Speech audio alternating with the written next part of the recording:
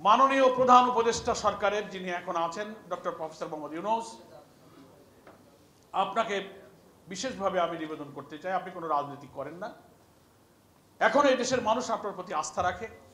আপনি এসেছিলেন এদেশের মানুষের আকাঙ্ক্ষার ভিত্তিতে, আপনি ইচ্ছা করে আসেননি, এবং এসেও আপনি বলেছেন যে আমার দেশ শাসন করার কোনো ইচ্ছা নাই, আমি একটা অবাধ জাতীয় স্বচ্ছ গ্রহণযোগ্য নির্বাচন দিয়ে আমি আমার কাজে ফিরে যেতে চাই। পৃথিবীর এরকম শাসকের খুব অভাব আছে, ক্ষমতা হাতে পেয়ে স্বেচ্ছায় চলে যেতে চায়, তার দায়িত্বটুকু পালন করে। এটার জন্য আপনি জাতির কাছ থেকে ধন্যবাদ পাওয়ার যোগ্য। কিন্তু আমরা খুব দুঃখের সাথে লক্ষ্য করছি, আপনি যে উপদেষ্টা পরিষদ গঠন করেছেন, দুই একজন উপদেষ্টা আপনাকে চারিপাশে ঘিরে আপনার এই গণতন্ত্রের উত্তরণের অপ্রতিরোধ অগ্রযাত্রাকে ব্যাহত করার জন্য একটি বিশেষ দলের সাথে গোপন সম্পর্ক রেখে নানানভাবে আপনাকে নানান সময় বিভ্রান্ত করার চেষ্টা করা হয়েছে। এর থেকে আপনি সাবধান থাকবেন, সতর্ক থাকবেন। একটা রাজনৈতিক দল, আমার অনেক আগের আলোচকরা বলেছেন ওনারা পিয়ার বোঝেন না, খায় না, মাথায় দেয়, নানান কথা বলে তুচ্ছতাচ্ছিল্য করেছেন। আমি শ্রদ্ধার সাথে বলি, বাংলাদেশের গুরুত্বপূর্ণ পলিটিক্যাল পার্টির রাজনৈতিক যে কোনো প্রস্তাবকে সমালোচনা করার অধিকার সব দলের আছে, কিন্তু তার ভাষা হতে হবে মার্জিত, তার ভাষা হতে হবে শোভন। এই ধরনের তুচ্ছতাচ্ছিল্য করে সমালোচনা করাটা কোনো রাজনৈতিক ব্যক্তিত্বের সাথে মানায় না। এখনো সুযোগ আছে। আমরা যারা পিয়ার পদ্ধতি চেয়েছিলাম, হ্যাঁ ঠিক আছে, কেউ আপার হাউজে চেয়েছেন, কেউ লোয়ার হাউজে চেয়েছেন। নতুন সাংবিধানিক সংস্কারে দ্বিকক্ষ বিশিষ্ট পার্লামেন্টের প্রস্তাব করা হয়েছে এবং ঐক্যমত্য কমিশনের যে সুপারিশ করা হয়েছে, তারা সেখানে আপার হাউজে পিয়ার পদ্ধতি প্রস্তাব করেছে, সেখানেও বিএনপি নোট অফ ডিসেন্ট দিয়ে রেখেছে। আমরা ইসলামী আন্দোলন বাংলাদেশ সহ অনেকগুলো দল আমরা চেয়েছি উভয় হাউজেই পিয়ার হোক, আবার কেউ কেউ বলেছেন আপার হাউজে হোক, নো প্রবলেম। কিন্তু পিয়ার এই কমন পলিসির ব্যাপারে তো একটা ঐক্যমত্য তৈরি হয়েছে, কেউ আপার কেউ লোয়ার কেউ উভয় জায়গায়, কিন্তু পিয়ারকে আপনি বুঝবেন না। অধিকাংশ মানুষ কমনলি যে পিয়ারের ইলেকট্রাল প্রসেসকে মেনে নিয়েছে। পৃথিবীর 91টা আধুনিক গণতান্ত্রিক দেশে যে পদ্ধতি সবচেয়ে জনপ্রিয়, আপনি সেই পদ্ধতি আপনি বোঝেন না।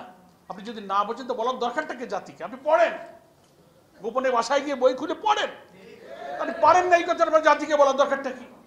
এতে কি আপনার মর্যাদা, ইমেজ, ডিগনিটিকে বৃদ্ধি পেয়েছে?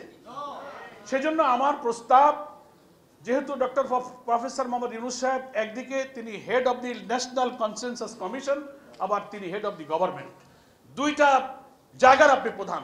আপনার কাছে অনুরোধ, আপনি যে গণভোটের প্রস্তুতি নিচ্ছেন, এই জুলাই জাতীয় সনদ যে খসড়া তৈরি করা হয়েছে, তার মধ্যে এই উভয় হাউজে পিয়ার পদ্ধতির প্রস্তাবকে অন্তর্ভুক্ত করুন, করে সেটা আপনি গণভোটে দিন। যদি জনগণ গণভোটে এটাকে অ্যাকসেপ্ট করে, জাতিকে সেটা মেনে নিতে হবে। যদি অ্যাকসেপ্ট না করে, তাও জাতিকে মানতে হবে। কিন্তু আপনি জনগণের মতামত না নিয়ে এটাকে আপনি উপেক্ষা করবেন কি করে? গণভোটে যেহেতু আপনি যাবেন, ফলে এটাকে আপনি জুলাই চার্টারের মধ্যে আপনি অন্তর্ভুক্ত করুন।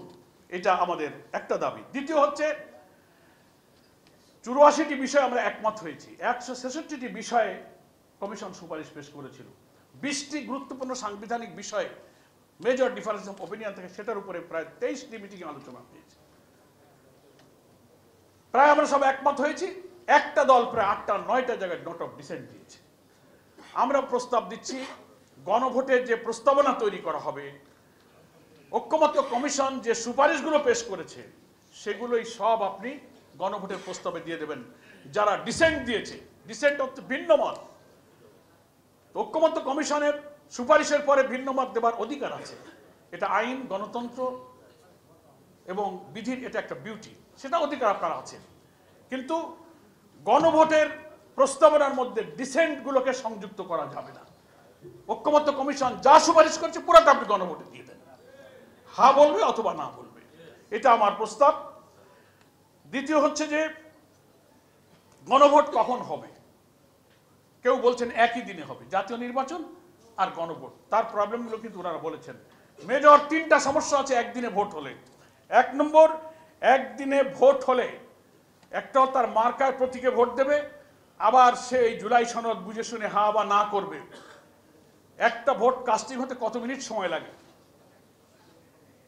কয় ঘন্টা ভোট হবে, একজন ভোটারকে চিন্তা করে এই সব ভোট দিতে গিয়ে প্রতি মিনিটে প্রতি সেকেন্ডে কতটা ভোট কাস্ট হচ্ছে এই হিসাব করে আমরা দেখেছি প্রচুর ভোটার কিন্তু শেষ পর্যন্ত ভোট দিতে পারবে না, লাইনে দাঁড়িয়ে থাকবে, সময় শেষ হয়ে যাবে।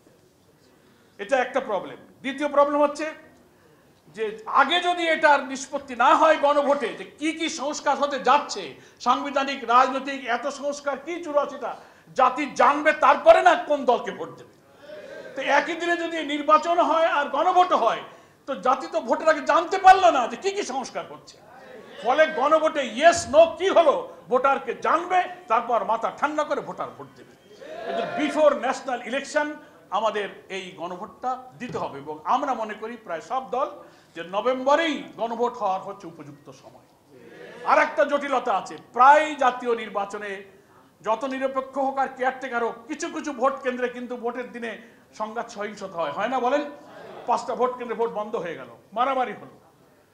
এরকম ঘটনা যদি ঘটে, তো ভোট যদি বন্ধ হয়ে যায়, যেহেতু প্রতীকের ভোট হবে, দলের ভোট হবে, তাহলে গণভোটের দশাটা কি হবে? একটা কেন্দ্রেই তো ভোট হবে, তো ওই কেন্দ্রে মারামারি হলো, 10টা কেন্দ্রে ভোট বন্ধ হলো, তাহলে গণভোটের রেজাল্টটা কিভাবে আপনি পাবেন?